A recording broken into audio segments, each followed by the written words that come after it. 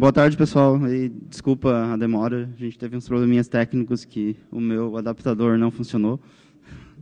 Já era algo meio que previsto, mas conseguimos um emprestado, então vai dar para seguir sem problemas.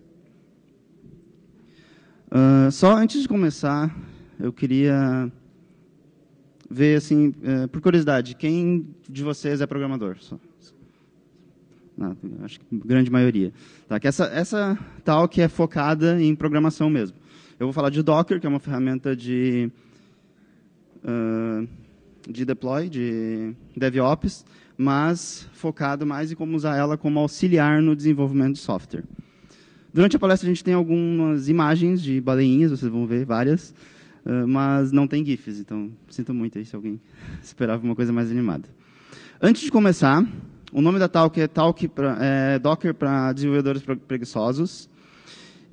E eu queria comentar de um artigo que foi bem comentado, foi bem divulgado na internet há uns meses atrás, no Reddit, sobre um programador que automatizou seus processos e passou 6 anos sem fazer nada na empresa. Assim, não sei se vocês já provavelmente ouviram falar desse artigo. Tem o link. Dá para acessar depois. O artigo foi deletado, na verdade, o original, mas tem o link no Internet Archive, para quem quiser conferir o artigo original. Mas, resumindo assim, esse programador foi contratado por uma empresa e ele trabalhava num sistema de... Ele trabalhava com testes de um sistema, basicamente. E daí ele resolveu, nos primeiros meses, eu acho, de trabalho, ele criou alguns scripts para automatizar o processo dele, e a partir daí ele não precisou fazer nada. É um pouco exagerada esse artigo, porque diz que ele passou 6 anos sem realmente fazer nada, eu acho isso bem impossível de acontecer, e acabou sendo despedido por isso depois.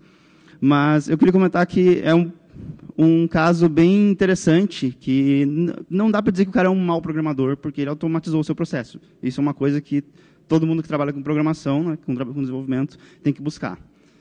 E é sobre isso que eu vou falar, sobre a gente reduzir o nosso trabalho e automatizando processos. Deixa eu me apresentar um pouquinho antes. Meu nome é Paulo, eu sou graduado em Tecnologia para Sistemas pela Internet, pela Universidade Fevale, e trabalho na CodeMiner 42. E eu sou usuário Linux desde 2005, mais ou menos ao mesmo tempo que eu comecei a programar, um pouquinho antes, talvez. Então, são mais de 10 anos aí mexendo com Linux. Atualmente eu uso Arch Linux, então, só por curiosidade. Esse primeiro link é o meu blog pessoal, onde eu posto algumas coisas sobre tecnologia, mas também sobre coisas pessoais, sobre livros, às vezes, jogos, outras coisas que eu gosto. Então, não esperem que é só sobre tecnologia, mas tem algumas coisas interessantes também. E o segundo link todas as minhas palestras são publicadas lá. Geralmente eu uso essa mesma ferramenta, então qualquer dúvida que vocês tiverem depois, queria pegar um link, uma referência, algum slide a mais, dá para consultar ali. Por último, é o meu Twitter. Então, vamos começar. Então, mais uma palestra sobre Docker, né? Eu até não conferi muito a fundo a programação do Fizzly, mas imagino que deva ter outras, porque é uma ferramenta praticamente nova e tem muita gente falando sobre. Mas eu não quero ter uma abordagem como das outras palestras, né? A minha ideia aqui é ser algo mais prático. Por que isso? Porque, geralmente, quando alguém vem apresentar Docker numa palestra, começa a mostrar como se utiliza o Docker, principalmente o Docker Engine, o core dele, mostrando vários comandos, como construir imagens, etc. E acaba sendo muita informação, né? Citando outro artigo aqui, isso aqui é um artigo que saiu no CircleCI, no blog do CircleCI, onde, no caso do artigo, é bem engraçado esse artigo, então eu recomendo. Um programador foi falar com o profissional de DevOps da empresa porque ele queria publicar um site. E ele perguntou, como é que eu faço para publicar um site no Heroku? Daí o profissional disse para ele, Heroku, ninguém usa mais Heroku, o negócio agora é usar Docker. E começou a jogar um monte de informação dizendo, como é que tu cria containers, como é que tu cria umas imagens, como é que tu publica essa imagem, como é que tu faz orchestration, como é que tu faz scaling com Docker, e aquele monte de informação. Eu acho que tem Se fosse imprimir, daria umas 4 páginas só de coisa que o usuário está falando. E mostrando toda a gama de ferramentas que tem no sistema do Docker, né, no ecossistema do Docker. Só para mostrar para vocês aqui, eu não vou citar tudo isso, tá? A minha ideia é justamente evitar isso, que tem muita coisa que dá para se fazer e tem muitas coisas que dá para se utilizar em Docker, né? E, trazendo isso para uma talk, acaba sendo muita coisa e o usuário fica, tipo, eu não consigo acompanhar isso, eu não consigo absorver e acaba se afastando de Docker, porque é uma coisa muita informação e o negócio é ficar na minha zona de conforto, né?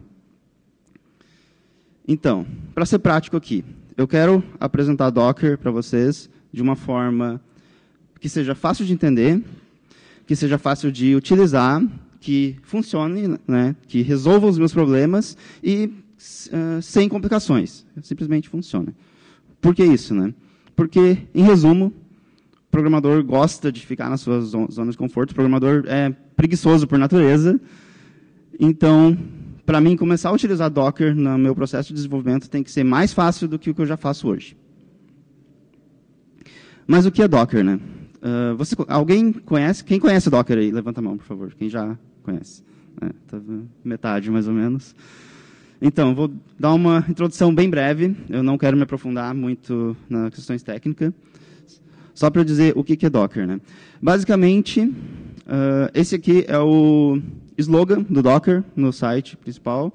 É uma ferramenta para te construir e distribuir aplicações em qualquer lugar. A ideia do Docker é tu criar uma aplicação e reproduzir ela exatamente igual em qualquer lugar. De uma forma mais técnica, é uma plataforma para trabalhar com software containers.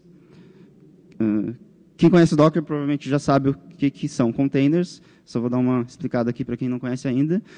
Software container é um sistema, uma método de virtualização a nível de sistema.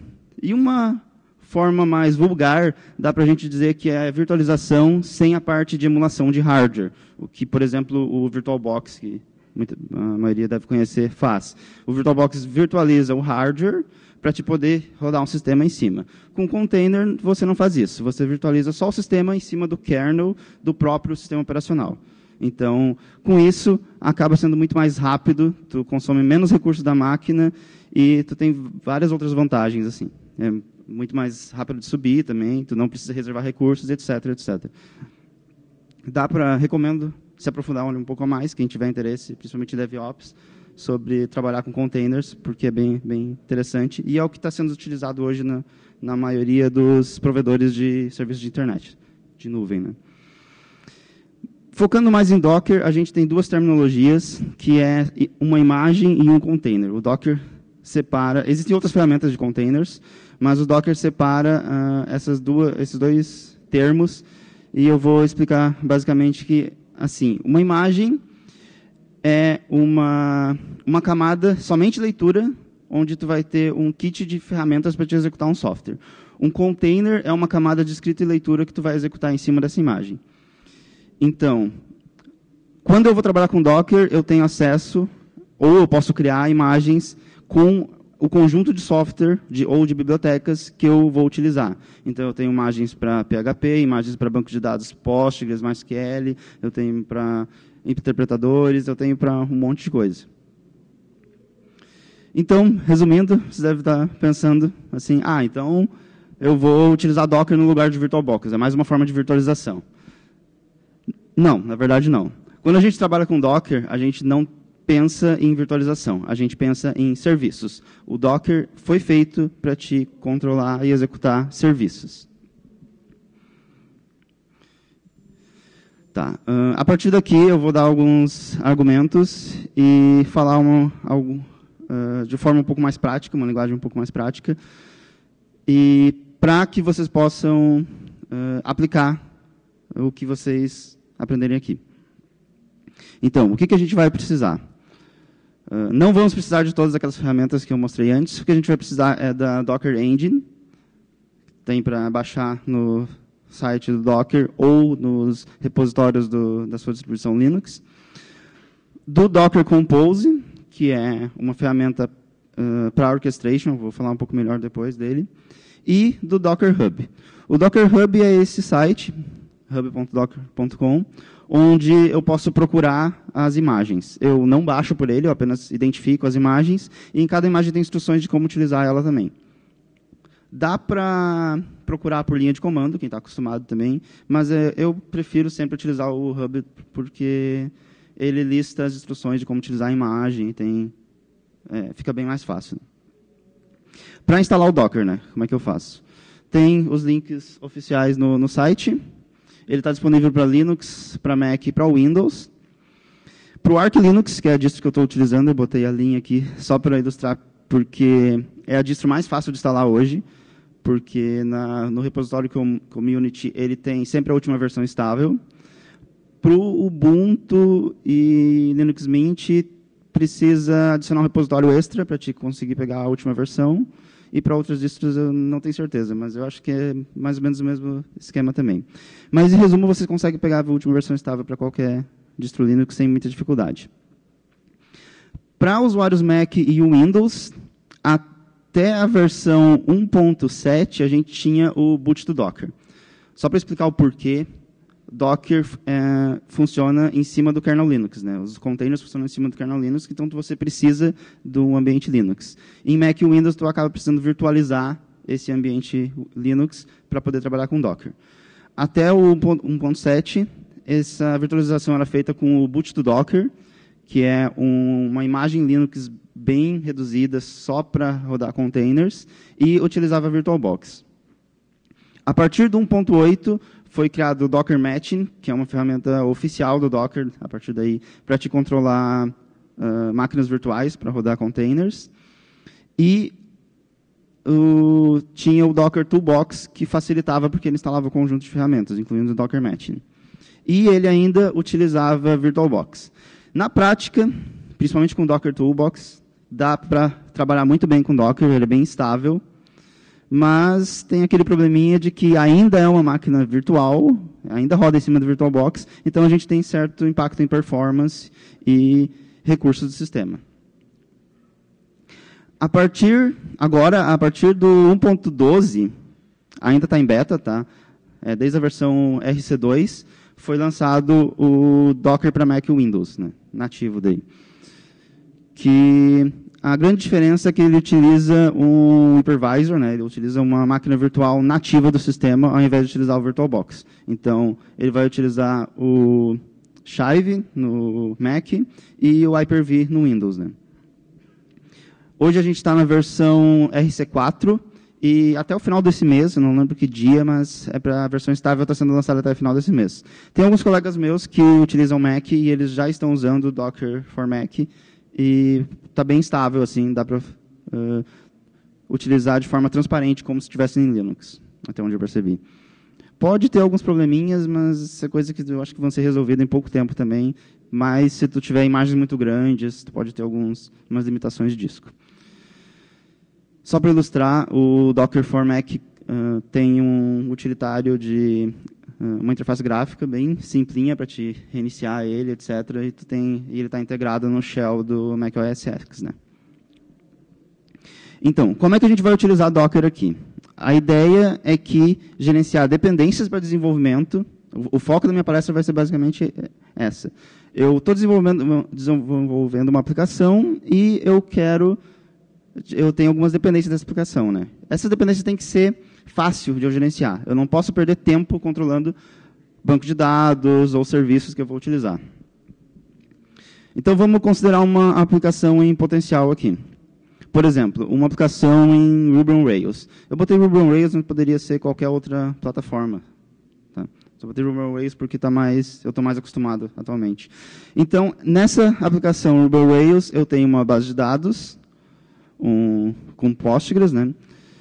Eu tenho um sidekick, né, um worker rodando em cima de um Redis, então já tem mais um serviço aí.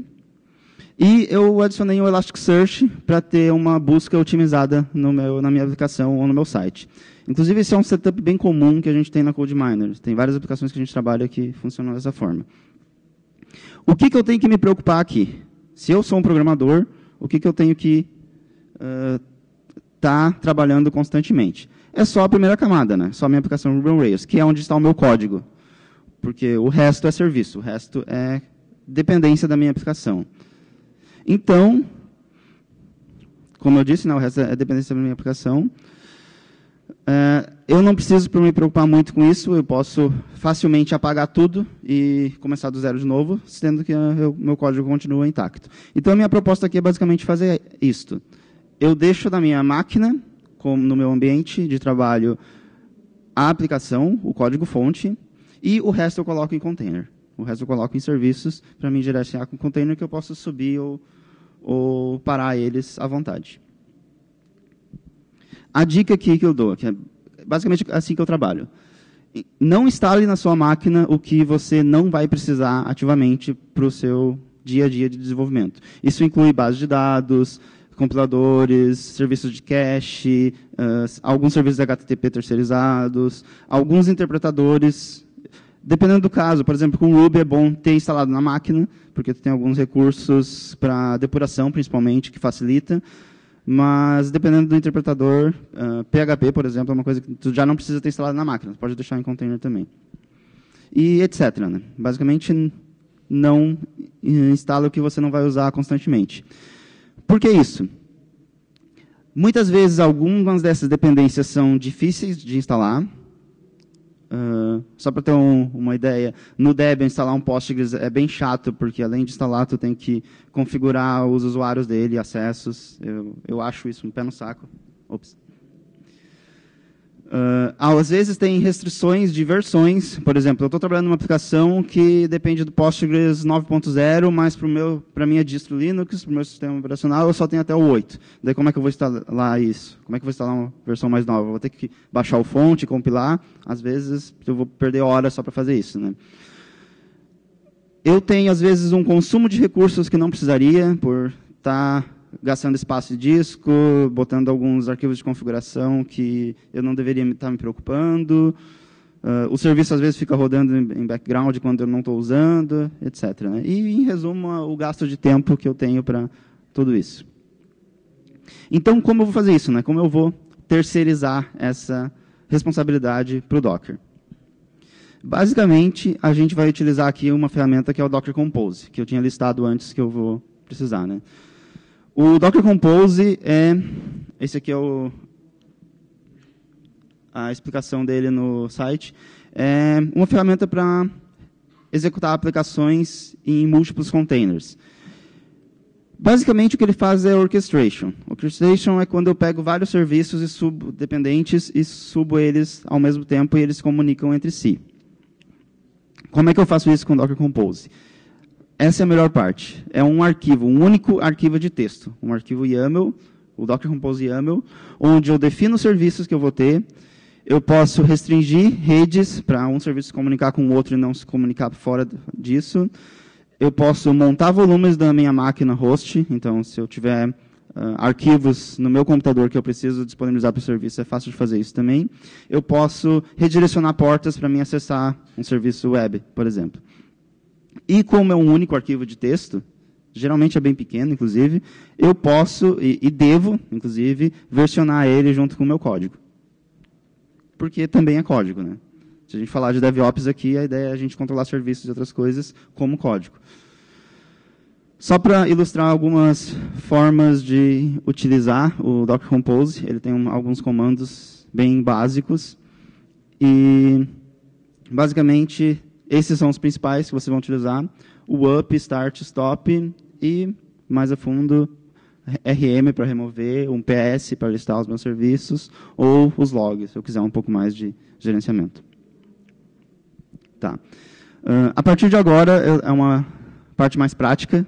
Eu vou demonstrar para vocês como a gente vai estar utilizando na prática. Tem algumas aplicações de exemplo que eu vou mostrar como elas rodam e com alguns comandos aqui. Então, a primeira aplicação de exemplo é aquela que eu ilustrei antes, a minha aplicação em potencial. Ruby on Rails, Postgres, Redis e Elasticsearch. Eu risquei o Ruby on Rails aqui, porque, como eu falei, eu vou deixar ele na minha máquina. Eu vou botar só os serviços no Docker. Então, eu vou colocar só o que é dependência, o que eu não preciso estar me preocupando e investindo tempo dentro do Docker.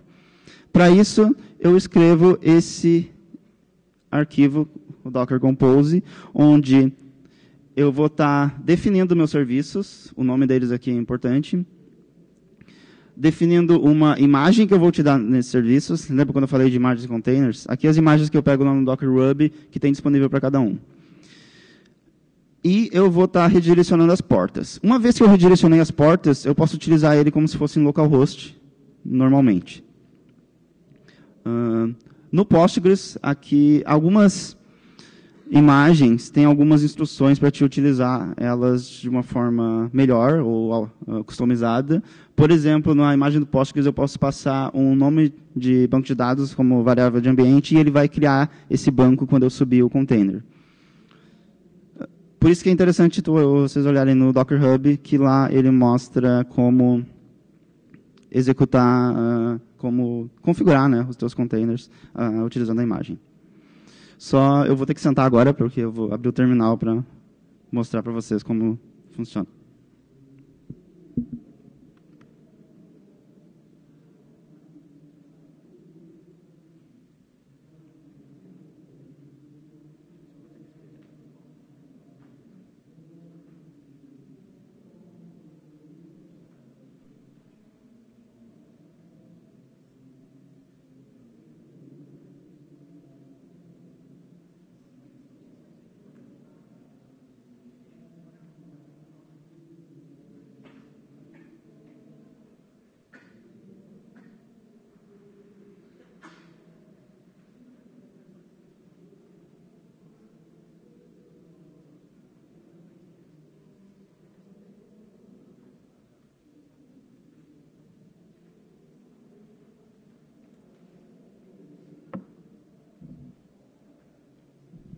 Faltou um suporte para o microfone aqui.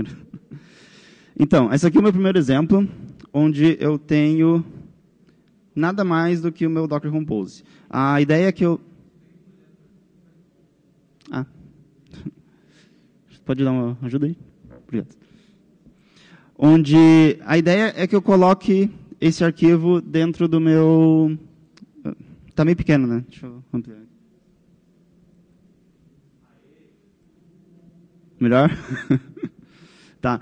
A ideia é que eu versione esse arquivo junto com o meu projeto. Então, ele provavelmente vai estar na raiz do meu projeto e eu vou trabalhar com ele a partir dali. Esse é o arquivo que eu mostrei antes.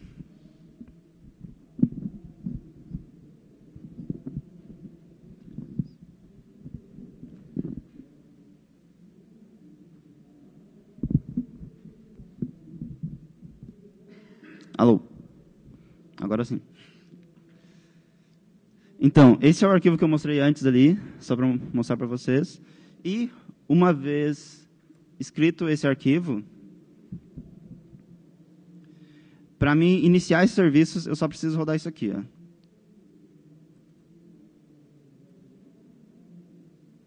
Docker Compose Up. Demora um pouquinho. Nesse caso, se eu não tiver as imagens disponíveis ainda, o Docker Compose vai baixar as imagens para mim primeiro, e então ele vai iniciar normalmente. Se eu já tiver elas na minha máquina, como era o caso aqui, ele só vai utilizar as imagens que eu já tinha para iniciar os serviços. Daí tem uma receita, para cada imagem segue uma receita, onde ele vai fazer isso que vocês estão vendo agora. Ele vai, no caso do Postgres, vai criar a base, etc. E, por último, ele vai disponibilizar as portas. Só para mostrar aqui.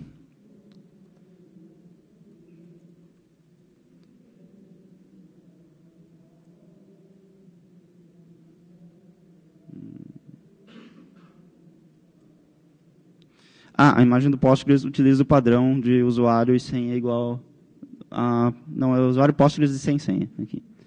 Então, está aqui, está rodando a minha base de dados.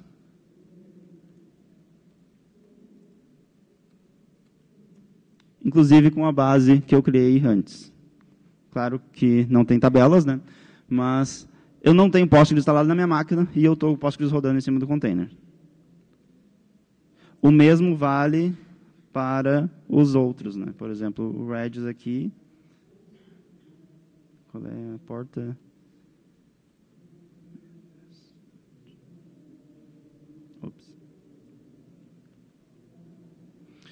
como eu redirecionei, né, eu tenho sempre na minha máquina rodando. Então, só para mostrar que a porta está disponível, eu não tenho como testar o Redis ou o Elasticsearch em linha de comando muito bem aqui, mas só para mostrar que está rodando os serviços como eu coloquei.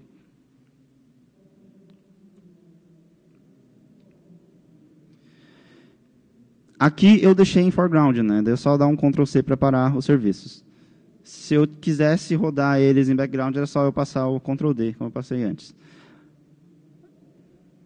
O PS que me mostra os serviços que eu tenho ali e o status deles, né? E depois que eu quiser remover, é só eu dar um RM.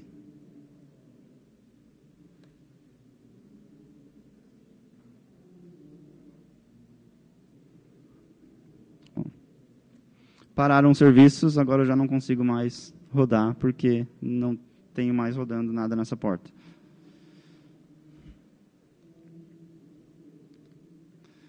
Então, esse é o momento de vocês ficarem de boca aberta, assim, porque eu não instalei nada na minha máquina e eu tenho rodando Postgres, Redis e Elasticsearch.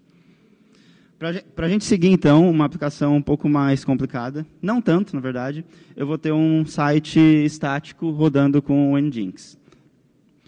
Dessa forma, eu só vou ter os fontes do meu projeto, não tenho nada. No outro eu teria a aplicação Rails, né? Nesse caso aqui eu não tenho nada mesmo.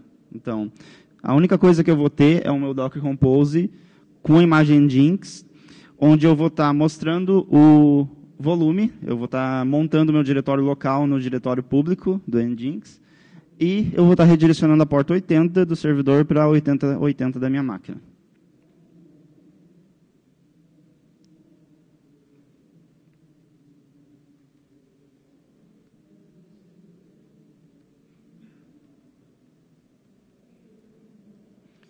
Só para mostrar, eu só criei aqui, bem simples, um arquivo HTML. E aqui, aquele Docker Compose. Então, novamente, eu rodo o Docker Compose up, ele vai criar um container baseado na minha imagem, com as configurações que eu dei para ela, e está rodando ali.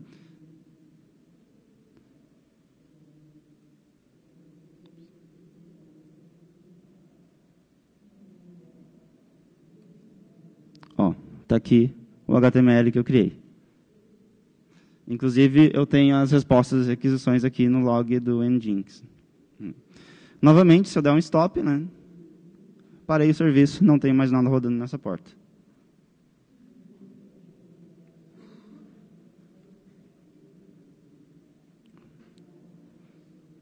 Vou apagar o container aqui só para não ficar. Então, muito simples. Se eu estou trabalhando num site estático, claro que eu tenho algumas ferramentas que eu posso rodar serviços estáticos na minha máquina também, mas se eu não tenho Python, alguma coisa instalada, só com uma imagem do Nginx eu consigo rodar qualquer site estático. A imagem que eu mostrei, novamente. Próxima aplicação, agora eu vou mostrar um site dinâmico, também bem simples, né, como a ideia não é aprofundar muito aqui em programação, mas um site em Node.js mais Express.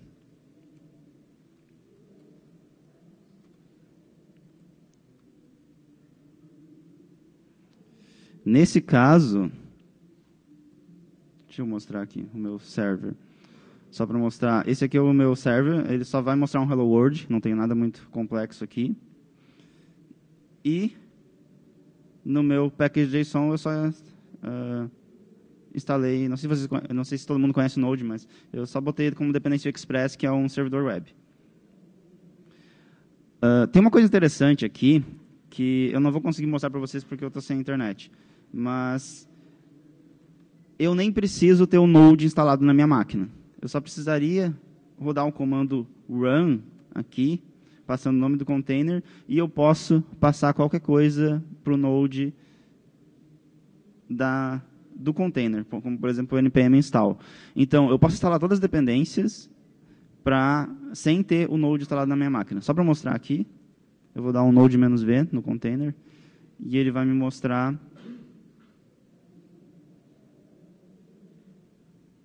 ele deveria ter me mostrado a versão do... Deixa eu dar um up aqui, só para a gente rodar ele. rodando em localhost 8080. Agora eu tenho aquele Hello World que eu fiz num servidorzinho Node rodando na minha porta 8080 no container, né? Novamente, se eu parar ele aqui, eu não tenho mais. Como eu tinha mostrado ali, Docker Compose. E eu disse que era baleia, isso aqui é um tubarão, tá, gente? Mas eu achei legal para botar essa imagem. Por último, está quase encerrando o tempo, eu tenho uma aplicação um pouco mais complicada, que é um WordPress rodando num container. Nesse caso, deixa eu... Só para mostrar aqui, eu nem tenho PHP na minha máquina. Tá? Então, eu vou estar com PHP no container, e no Docker, né, e vou estar com MySQL no Docker, que são as dependências. Então, está aqui o meu Docker Compose. Assim como o Postgres, eu posso passar a base de dados para a imagem do MySQL e aqui eu posso passar a senha do root também. E vocês vão notar uma diferença aqui no meu services, que é... inclusive eu esqueci de falar antes, que no caso da imagem do Node, eu tenho que passar o diretório que ele vai estar executando a aplicação aqui, porque não é padrão da imagem passar esse working dir. Então, esse é o tipo de coisa que vocês pegam nas instruções das imagens lá no Docker Hub. Voltando aqui, vocês vão notar uma diferença que é o comando build, ao invés no image. Por que isso? A imagem padrão do PHP no Docker Hub só tem PHP instalado. Só que para mim rodar WordPress, eu preciso da extensão MySQL. Então, eu criei um arquivo, um Dockerfile, que é um tipo de arquivo que a gente escreve uma receita para criar imagens. Eu não quero me aprofundar aqui, porque está fugindo um pouco do escopo da palestra, que é para mim botar os serviços em Docker, mas só para mostrar para vocês que eu criei um arquivo e rapidamente eu instalo as extensões que eu preciso. E daí eu consigo utilizar isso normalmente depois. Nesse caso, eu tenho a minha instalação do WordPress aqui, completa. E, para facilitar, eu já criei o meu wp-config. Eu estou supondo que todo mundo conhece o WordPress, tá, gente? O meu wp-config, onde eu digo o nome da base, igual eu coloquei lá no Docker Compose YAML, e o usuário e senha da base. Interessante aqui comentar também que... Deixa eu voltar aqui. Eu não estou redirecionando portas no banco de dados.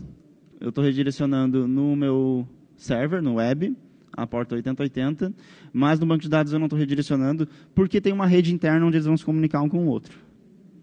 Então, aqui eu só preciso dizer que o host é DB, que é o nome do meu serviço, e ele vai estar se comunicando normalmente. Novamente, eu só rodo o Docker Compose up.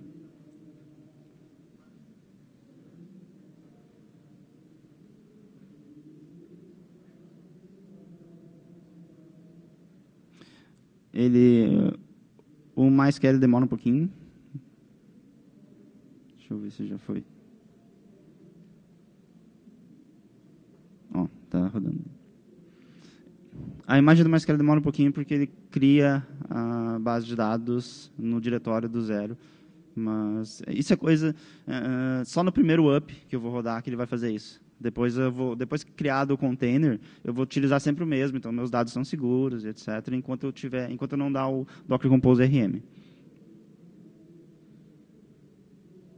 Tá pronto para conexões. Novamente na porta 8080. E agora eu tenho a minha instalação do WordPress aqui. Para mim configurar, eu posso configurar o site normalmente.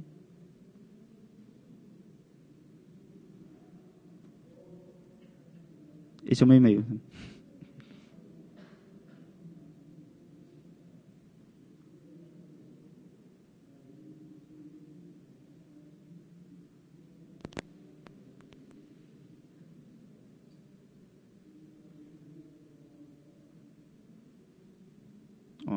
Está aqui a minha instalação do WordPress. Então, agora eu tenho um WordPress completo rodando em Docker e eu nem tenho PHP na minha máquina. Eu só estou com os arquivos dele aqui. Isso funciona para praticamente qualquer aplicação em PHP e qualquer linguagem. Eu posso seguir a mesma metodologia.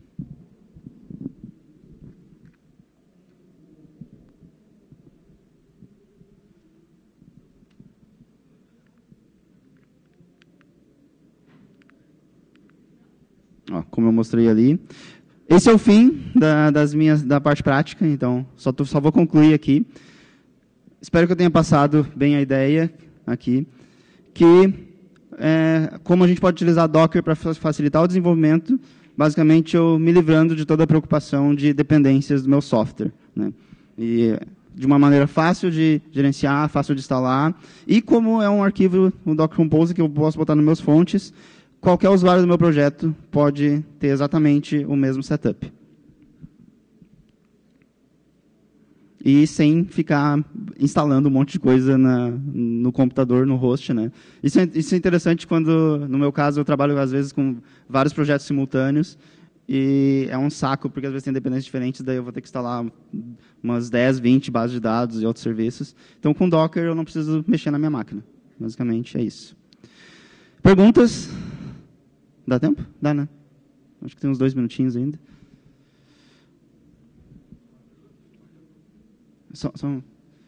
Tem um microfone. Tá.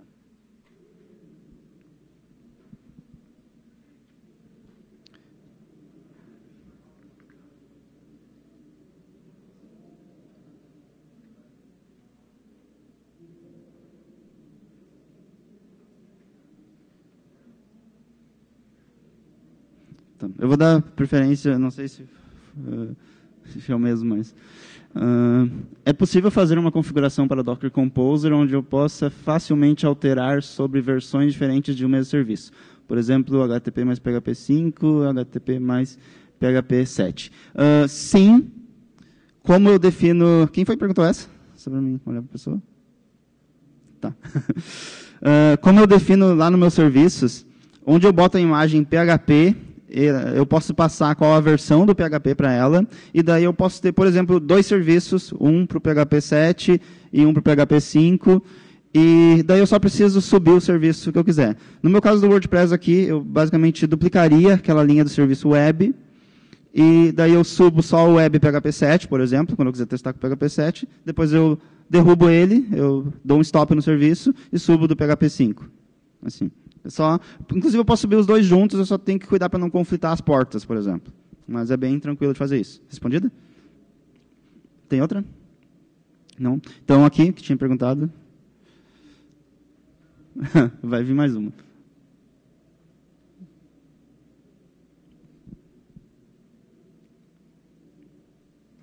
Bom, tudo que é feito no container fica salvo e recriado a cada execução. Boa pergunta essa. Quem foi que perguntou? Tá. Assim, depende da configuração do teu container no Docker Compose e da configuração da imagem. A maioria dos containers, principalmente os de base de dados, eles têm um volume, que é basicamente um diretório do container, que vai persistir os dados. Então, sempre que tu subir o mesmo container, tu vai ter os mesmos dados, até que tu apague ele. Tem algumas alternativas, por exemplo, eu posso montar um volume para deixar os dados na minha máquina ou, inclusive, no outro container. Mas isso é uma questão configurável mesmo. Então, eu posso controlar a volatilidade dos meus dados. Certo? É possível fazer uma configuração para Docker Composer onde eu possa facilmente alternar versões... Opa, essa foi adiante. É possível ter um espelho em rede local de imagens, containers, para uso dos desenvolvedores da empresa? Sim. Quem foi que perguntou? Tá. Tem 2 formas de fazer isso.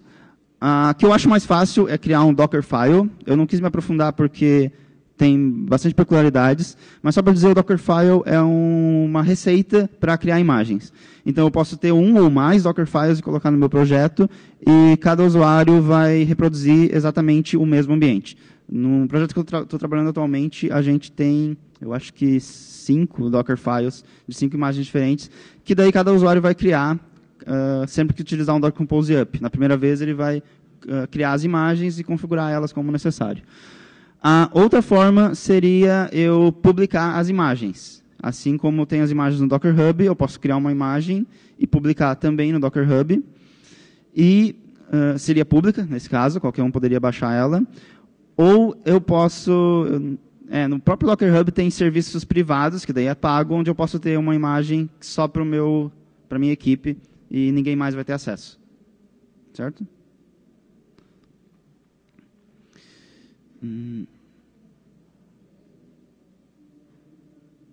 Como definir o que precisa instalar localmente ou no container? Quem foi que perguntou? Tá. Depende do teu caso. Então, no meu caso, e depende do ambiente de programação que tu trabalha, por exemplo. Ruby, que é o que eu mais trabalho atualmente, como as gens do projeto são instaladas na máquina e não no diretório, eu preciso compilar, eu preciso recriar a imagem cada vez que eu tenho uma alteração no genfile, né, para as dependências do projeto. Então, é mais fácil eu ter o Ruby na minha máquina, eu acho. Agora, por exemplo, o Node.js, que instala tudo localmente, instala no mesmo diretório, eu não preciso dele na minha máquina, sabe? Eu posso rodar muito bem ele só no container. Isso vai de cada projeto mesmo, vai do que tu achar melhor, de como te sentir mais confortável, né? Em geral, só para dica, eu gosto de ter o interpretador de... Desligou? Ops. Ele tinha parado. Em geral, eu gosto de ter um interpretador da linguagem, né, tipo PHP, Ruby, na minha máquina e base de dados no container. Tinha mais uma pergunta, eu acho. Sinto muito, gente. Acabou o tempo. Qualquer coisa, podem me encontrar aí pelo Face e a gente pode conversar mais depois.